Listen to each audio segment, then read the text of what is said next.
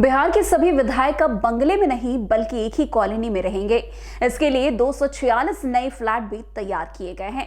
इन सभी विधायकों को 2.25 कट्ठे में बने फ्लैट दिए जाएंगे। जी हां, आपको बता दें कि बिहार में नवनिर्वाचित विधायकों के लिए अब आधुनिक, सुसज्जित और अत्याधुनिक सुविधाओं से युक्त नए आवास तैयार हो चुके हैं। Glow that feels light, stay bright. भवन निर्माण विभाग ने पटना स्थित विधायक एवं विधान पार्षद आवास परिसर को नए स्वरूप में विकसित किया है। इसके लिए लगभग 44.41 करोड़ के विशाल भूखंड पर कुल 246 नए आवासों का निर्माण किया गया है, जो पूरी तरह तैयार है और विधायकों के आवासन के लिए उपलब्ध करा दिए जाएंगे। इन आवासों को निर्माण के अलग अलग चरणों में पूरा किया गया है ताकि समयबद्ध तरीके से विधायकों को रहने की सुविधा इसके लिए मिल सके। बताया जा रहा है कि प्रत्येक आवास का निर्मित क्षेत्रफल लगभग 3693 वर्ग फीट है, जो कि एक विधायक को पर्याप्त स्थान और सुविधा प्रदान करेगा। भूमि माप के स्थानीय पैमाने यानी कि कट्ठा के हिसाब से देखें तो प्रत्येक विधायक को लगभग 3.25 कट्ठे के बराबर जगह वाला फ्लैट आवंटित होगा। यह आवास न केवल आकार में बड़े होंगे बल्कि इन्हें अत्याधुनिक जरूरतों को ध्यान में रखते हुए तैयार किया गया है।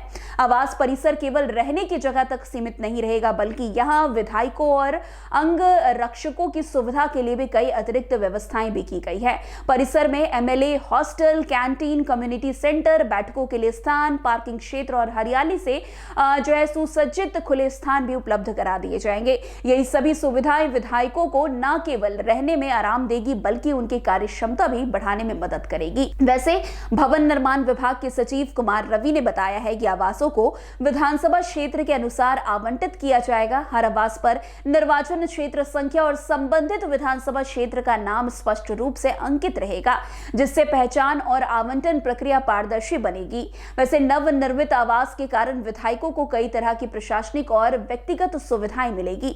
पटना में रहते हुए वे अपने क्षेत्रीय जनता से आसानी से मिल सकेंगे, उनकी समस्या सुन सकेंगे और उनके समाधान के लिए तुरंत कार्यवाही कर सकेंगे।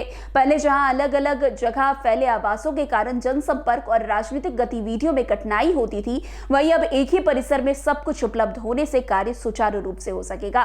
वैसे कार्यालय कामकाज में भी सुविधा मिलेगी। विधायकों के पास बैठ के करने, कार्यकर्ताओं से मिलने और फाइलों के काम को निपटाने के लिए भी पर्याप्त स्थान उपलब्ध होगा। यह संपूर्ण परिसर अत्याधुनिक तकनीक, पर्यावरण संरक्षण और ऊर्जा बचत के सिद्धांत को ध्यान में रखकर बनाया गया है।